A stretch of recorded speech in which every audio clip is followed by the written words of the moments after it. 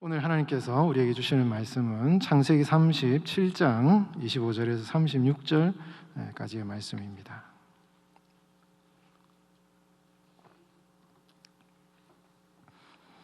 저와 여러분들 한 절씩 교독하도록 하겠습니다. 제가 먼저 봉독합니다. 그들이 앉아 음식을 먹다가 눈을 들어본즉 한 무리의 이스마엘 사람들이 길앗에서 오는데 그 낙타들의 향품과 유향과 몰약을 싣고 애굽으로 내려가는지라. 다가 자기 형제에게 이르되 우리가 우리 동생을 죽이고 그의 피를 덮어둔들 무엇이 유익할까? 자, 그를 이스마엘 사람들에게 팔고 그에게 우리 손을 대지 말자. 그는 우리의 동생이요 우리의 혈육이니라 하며 그의 형제들이 청종하였더라. 그때 미디안 사람 상인들이 지나가고 있는지라.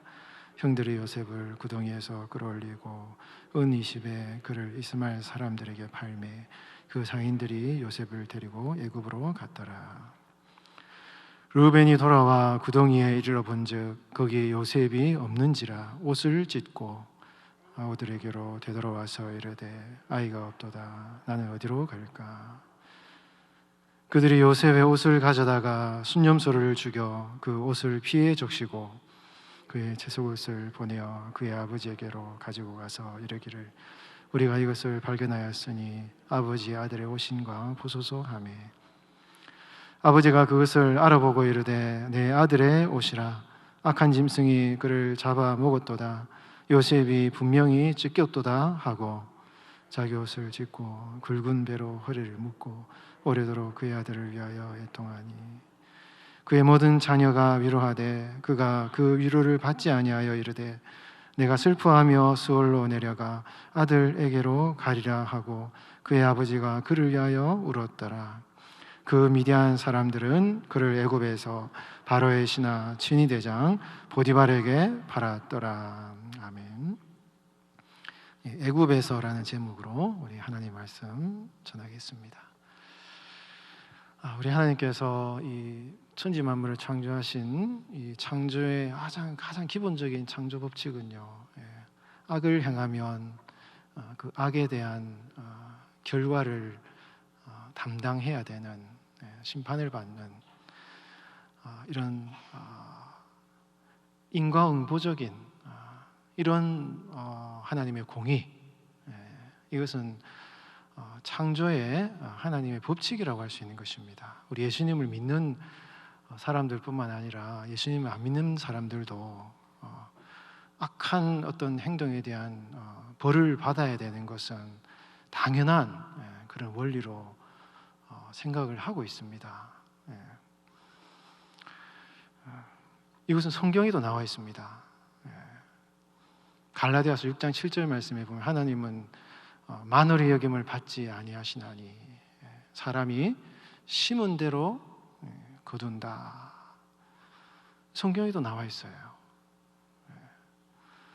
그래서 악한 일을 하면 그에 대한 대가를 벌을 받는 것은 이 창조의 원리가 되는 것입니다. 그렇기 때문에 죄가 무서운 거예요, 여러분. 여러분, 우리 기독교가 은혜를 참 강조하지만요, 이 은혜가 값싼 은혜가 되지 않으려면 이 죄라는 것이 얼마나 무서운가 하는 것을 우리가 깊이 인식을 해야 되는 것입니다. 죄는 심각한 우리의 삶의 결과를 가져옵니다. 너무너무 우리의 인생에 큰 어려움을 주기 때문에 정말 될 수 있는 대로 우리가 죄를 짓지 않기 위해서 많이 신경을 쓰고 조심하고 애써야 되는 것이에요. 아무리 예수님께서 우리의 죄를 용서하신다 하더라도 죄를 짓고 난 뒤에 우리의 삶에 일어나는 파괴적인 결과들은요, 굉장한 것입니다. 그렇기 때문에 우리는 살아가면서 정말 우리가 죄를 짓지 않기 위해서요, 정말 조심하고 기도하고 또 그런 유혹이 찾아올 때 우리가 하나님께서 우리를 도와주시도록 기도하고 죄를 짓지 않기 위해서 잘 노력을 해야 된다는 것입니다. 근데 여러분, 이 예수님을 믿는 사람과 믿지 않는 사람들이 어떤 우리의 인생에 우리가 지은 죄라든지 우리가 행한 실수에 대한 그 결과가 어떻게 우리의 삶의 결론으로 오느냐에 대한 이 관점은 세상 사람들과 우리 믿는 복음 안에 있는 우리 성도들의 삶에 있어서는 전혀 다른 양상을 가진다라는 것입니다. 다른 종교에도 인과응보는 다 얘기를 해요. 뭐 잘못하면 죄를 짓는 거 다 다른 종교에도 다 얘기를 합니다. 근데 거기는 그렇게 끝나요. 죄를 짓고 고통스러워하고 비참하게 죄를 짓고 멸망하고 끝나버립니다. 그런데 우리 예수님을 믿는 성도들의 삶에 있어서는요, 그렇게 끝나질 않아요. 이게 중요합니다. 우리가 잘못하고 실수하고 우리가 몰라서 참 생각이 짧아서 잘못한 일을 했는데 그 삶의 결과들로 인하여서 어려운 일을 당하는 그런 경우도 많이 있겠지만, 근데 우리 하나님께서는 우리의 삶의 그런 아픈 삶의 결과들에 대해서 그것을 하나님은 다르게 다룬다 이거예요. 그거를 가지고 우리를 성숙시키시고, 그리고 그것을 통해서 우리를 더 아름답게 빚어가시고, 그 힘들고 어려운 삶의 결과들을 통해서 더 좋은 어떤 하나님의 축복을 주시는 그런 하나님의 선하신 계획, 하나님의 섭리, 그게 있다 이거예요. 여러분들의 삶에 지금 어떤 그런 삶의 부정적인 결과들을 지금 겪으시면서 내가 지금 그때 왜 그렇게 행동했을까? 내가 왜 그렇게 죄를 지었을까? 내가 왜 그렇게 실수했을까? 내가 왜 그렇게 잘못 판단했을까라는 그런 후회와 아픔이 혹시 상처가 여러분들의 삶에 있으실지 모르겠습니다. 그에 대해서 굉장히 힘들어하실 수 있어요. 그러나 예수님 안에 있는 성도들의 삶은 그 쓰라린 후회와 아픔과 상처로 끝나지 않는다는 사실, 그 이전에 우리가 죄를 짓지 않기 위해서 열심히 참 조심하고 수고해야 되는 것은 당연하지만, 그럼에도 불구하고 그 결과로 인하여서 우리가 경험하는 여러 가지 부정적인 상황에 대해서 하나님께서 우리를 그 결과를 어떻게 다루시냐에 대한 그 사실을 우리가 확신하고 우리의 삶을 인도하시는 그 하나님의 선하신 뜻과 섭리를 결코 여러분 의심하지 않고, 이것을 통해서 하나님이 나를 빚어가시고 나를 성숙해 하시고 결국은 내 삶에 아름다운 삶의 결과를 만드신다는 이 하나님의 선하신 섭리와 계획하심과 뜻을 믿는 것이 성도예요. 그것이 바로 복음인 것입니다. 그래서 여러분, 지금 여러분들이 어떤 그런 부정적인 삶의 결과들로 말미암아서 혹시라도 여러분 아픔 가운데 있으시다면 그 하나님의 선하심, 그 하나님의 사랑, 그 하나님의 회복해 하심을 의심하지 마시고, 지금 우리가 당하는 어려움은요 결론이 아니에요. 과정이에요. 과정. 어디로 가는 과정입니까? 하나님이 최종적으로 주시는 하나님의 축복의 상황에 대한 과정인 것입니다. 그런 과정이라는 것을 우리가 믿고 확신하고, 여러분 소망을 가지고 지금의 이런 상황들을 잘 이겨나가야 된다 이것이에요. 여러분, 그 하나님의 선하심을 굳게 믿으시길 바랍니다. 정말 하나님은 여러분들 한 분 한 분을 사랑하시고 진짜입니다, 여러분. 하나님의 선하심이 있습니다, 여러분. 정말 하나님은 여러분들을 향한 선한 계획을 가지고 계셔요. 지금은 어렵지만, 지금은 나의 모난 부분, 연약한 부분을 하나님이 빚어가시지만, 그렇게 나를 아름답게 빚으셔서, 아름답게 만드셔서, 결국은 하나님의 축복을 담을 수 있는 그릇으로 깨끗하게 우리를 만드셔서, 그 축복의 그릇을 만드셔가지고 우리를 찬란하게 빛나게 하시는 그런 날이 반드시 온다라는 것을 여러분 기억하시고, 그게 천국에서 하나님이 주신 것일 뿐만 아니라 이 땅에서도 하나님은 약속하고 계신다 이거예요. 그런 하나님의 선하심을 꼭 믿으시고, 지금 어렵고 힘든 그런 상황들을 믿음으로, 소망으로, 감사함으로, 기쁨으로 잘 감당하시는 여러분들의 삶이 되시기를 주님의 이름으로 축원드리겠습니다. 오늘 본문 37장 36절 말씀, 맨 끝에 말씀 같이 한번 읽어보겠습니다. 시작.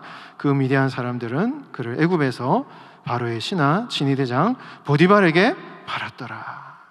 37장은 처절한 사건들이 막 나와요. 어떻게 형들이 요셉을 팔아버리냐 이거예요.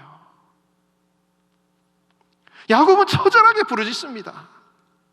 어떻게 내 아들 야곱이 이렇게 짐승에게 찢겨서 죽을 수 있나? 정말 이 야곱이나 야곱의 형들이나 이 야곱 가정이에요, 정말 고통스러운 여러분 상황이 지금 일어난 것입니다. 여러분들이 만약 이 상황이 돼 보십시오. 얼마나 여러분 고통스럽겠습니까? 절망이 가득한 37장이에요. 소망이 없어 보입니다. 미움과 질투와 편애와 여러분 이 죽음의 그림자가 37장에 가득 차 있는데, 여러분 성경은 37장 36절 마지막에서 이 성경은 이런 슬픔과 절망과 탄식으로 끝나지 않음에 대해서 얘기를 하고 있다 이거예요, 여러분. 여러분 36장 한 절이 딱 이 37장 끝날 때 이 36절을 딱 얘기하면서 그 미디안 사람들은 요셉을 어디로 팔았어요? 애굽에서 노예로 팔렸다. 여러분 요셉의 삶이나 야곱의 삶이나 야곱의 가정의 삶에 있어서요, 애굽이라는 이 장소, 이 애굽이라는 이 장소는요, 야곱의 가정에 있었던 모든 슬픔과 눈물과 상처와 탄식이 다 아물어지고, 상처가 아물어지고, 갈등이 해결되고, 눈물이 변하여서 기쁨의 찬송으로 바뀌는 그러한 곳이 애굽이에요. 요셉이 17살에 팔려나가서 노예 생활, 모함을 당해서 그 정말 여러분 노예 생활하면서 얼마나 원한이 쌓였겠습니까? 성경에는 나와 있지 않지만은 여러분 요셉이 욥기를 썼다면 아마 100장 넘게 썼을 것입니다. 그가 그 노예 생활하면서 얼마나 여러분 탄식하며 부르짖었겠습니까? 그가 고통스러운 그런 삶의 과정들이 다 여러분 해결되고, 아픔이 치유되고, 원한이 다 눈 녹듯이 녹아내리는 그러한 장소가 여러분 이 야곱의 가정에 있어서는 애굽이라는 이 장소예요. 그래서 성경은 이 37장을 하나의 신락 같은 희망으로 마치고 있다 이것입니다. 이 애굽이라는 장소는 야곱의 가정에 있어서는요, 하나의 조그마한 빛과 같은 그런 장소예요. 이것을 지금 성경이 소망과 같이 이 장에서 이야기를 하고 있다 이것입니다. 여러분, 야곱의 가정뿐이겠습니까? 야곱의 가정뿐이겠습니까? 여러분들의 삶에도, 우리 성도들의 삶에도 하나님은 우리의 삶에 애굽과 같이 우리의 아픔과 탄식과 눈물을 다 해결하고 치유하고 회복하시는 그 하나님의 축복의 날, 그 축복의 장소를 하나님은 이미 예비해 두셨다 이거예요. 비록 지금은 상처가 있고 아픔이 있고 어려움이 있지만 하나님이 이미 그것을 예비해 놓으셨고 그 찬란한 하나님의 영광을 우리의 삶에 예비해 놓으셨기 때문에 그것을 바라보라 이것입니다, 여러분. 그것을 바라보고 신앙생활을 해라 이것입니다. 여러분들의 삶에도 하나님께서 애굽을 허락하셨음을 여러분 꼭 믿으시고, 여러분 어려워도 더 주님을 의지하는 여러분들의 삶이 되시기를 주의 이름으로 축원드립니다. 여러분, 이 애굽이라는 장소를 하나님이 예비해 두시면서 이 장소로 야곱의 가정을 인도하시는 과정이 나온다 이거예요. 인도하시는 과정이 나오는데 그 인도하시는 과정에 그 사람들의 면면은 한 번에 거기에 들어갈 수 없습니다. 한 번에 거기 가지 못해요. 왜냐하면 그들에게는 많은 연약한 것들이 있고 편애가 있고 미움이 있고 교만함이 있고 그들의 삶에 연약한 이 어려운 상황들을 이끌어낼 수밖에 없는 연약한 그들의 모습들이 많이 나오고 있다 이것입니다. 근데 하나님께서 그것을 어떻게 이렇게 잘 빚어나가시느냐라는 것이죠.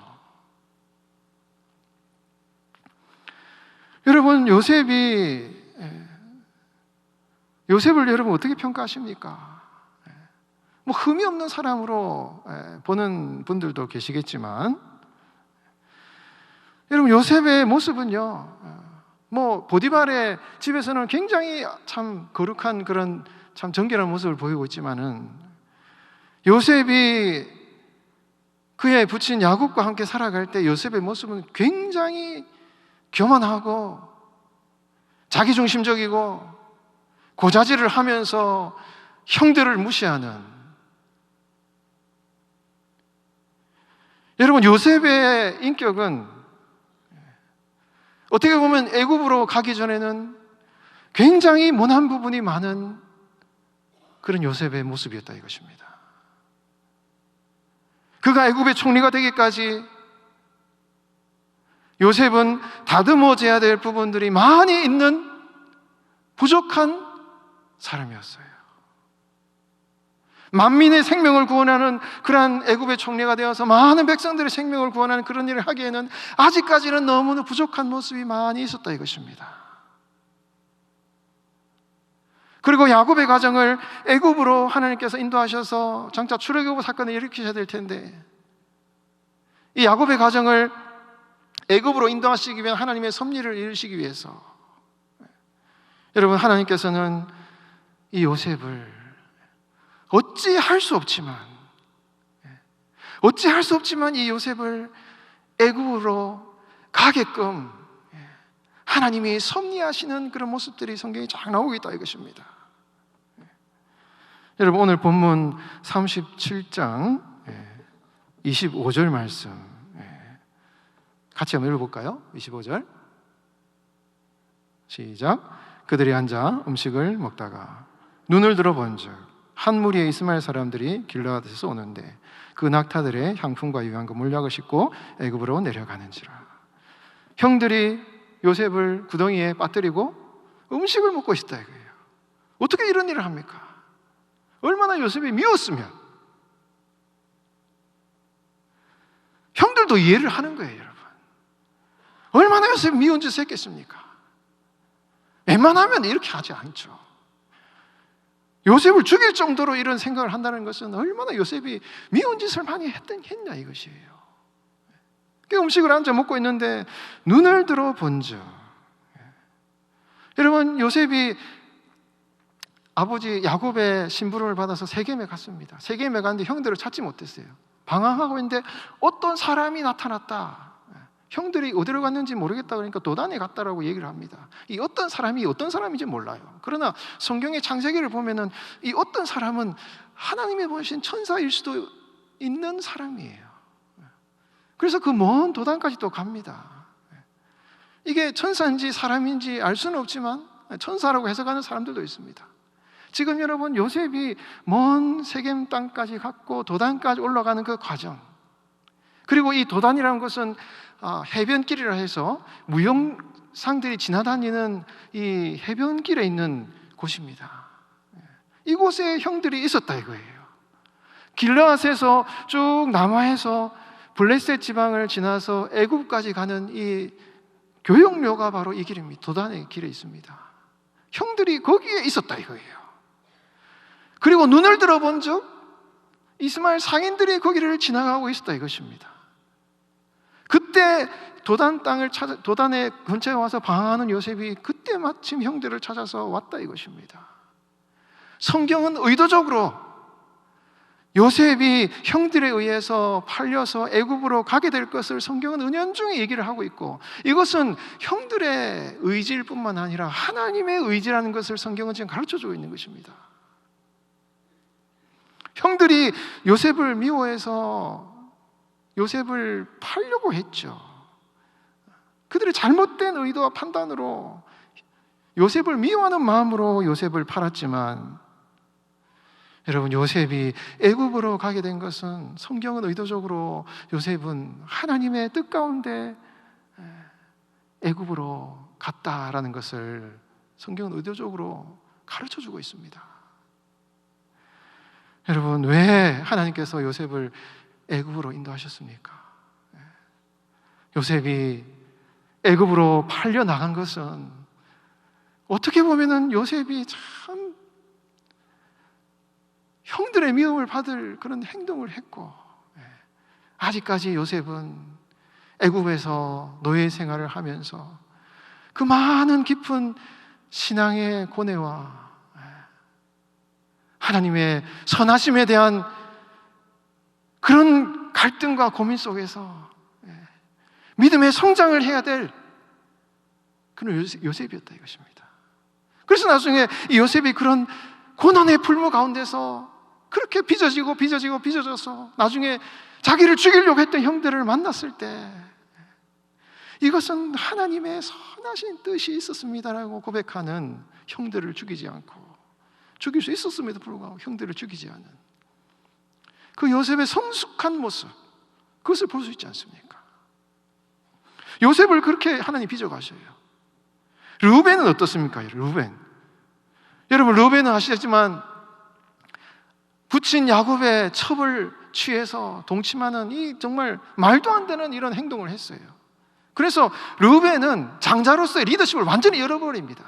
야곱에게 이 인정을 받지 못해요. 이 오늘 사건에서 보면 르우벤이 전혀 장자로서의 리더십을 발휘하지 못합니다. 그 뒤로 어떤 일들이 일어난지는 알 수 없습니다. 그러나 여러분, 갈등이 있었겠죠. 어려움이 있었겠죠. 그러나 여러분, 오늘 이 상황 가운데 나오는 이 르우벤의 모습은 그 10명의 형들 중에 요셉을 구하려고 하는 사람은 르우벤 한 밖에 없어요. 그리고 야곱이, 이 요셉이 죽게 될 때 야곱이 얼마나 가슴 아파할 것인가를 이해할 수 있는 사람은 르우벤밖에 없습니다. 여러분, 이 요셉을 판 사건이 이거는 굉장히 부정적인 결과를 이야기하고 있습니다.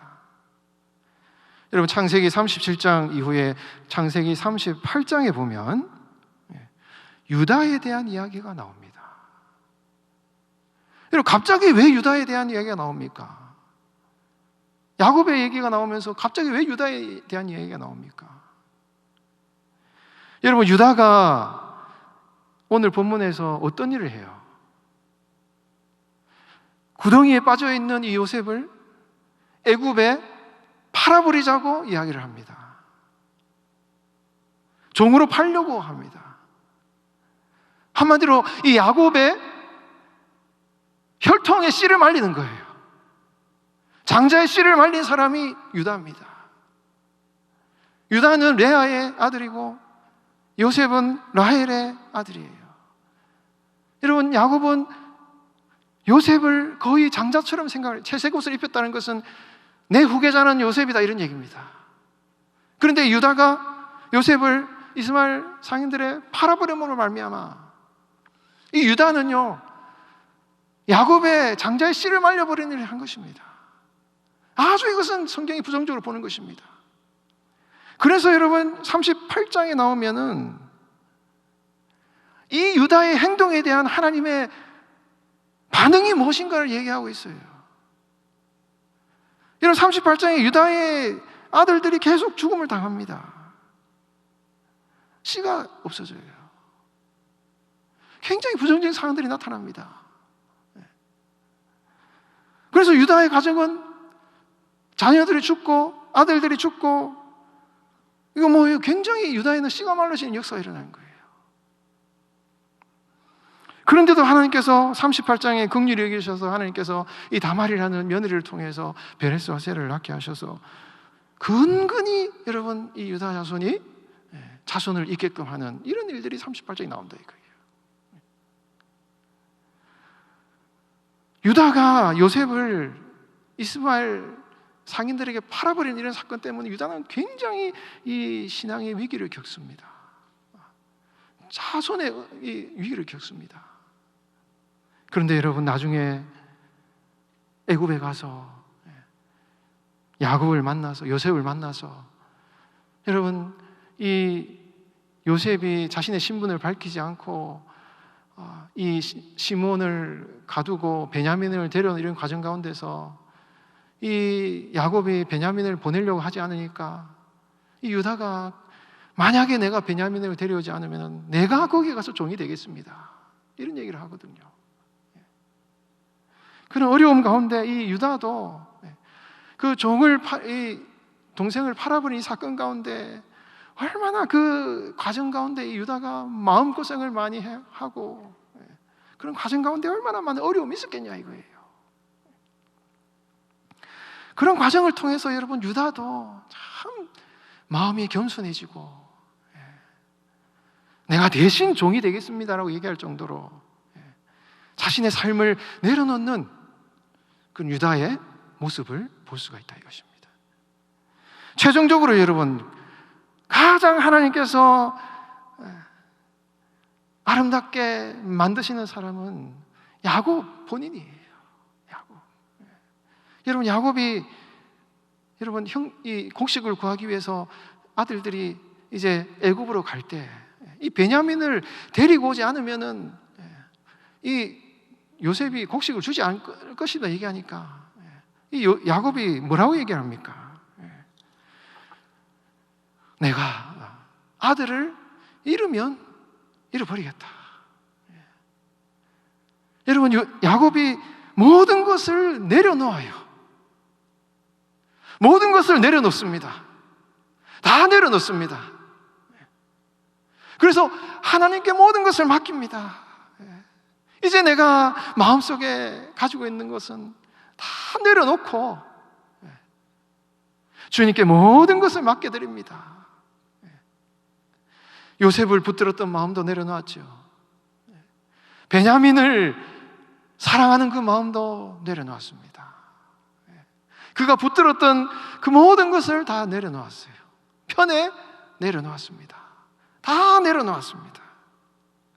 그렇게 하나님께서 야곱의 마음을 빚으시는 모습, 요셉의 마음을 빚으시는 모습, 그리고 르우벤과 유다와 그 형들의 마음을 빚으시는 모습, 그렇게 그들의 삶의 행동의 결과들에 대해서 그들은 나름대로 어려움 가운데 고통 가운데 그 삶의 결과들을 겪어야 했지만, 그러나 하나님께서는 결국 그 모든 사람들을 그렇게 인도하셔서 마지막에는 애굽으로 온 70명의 야곱의 가정을 인도하시는 그런 스토리가 이런 창세기의 이야기다 이것입니다.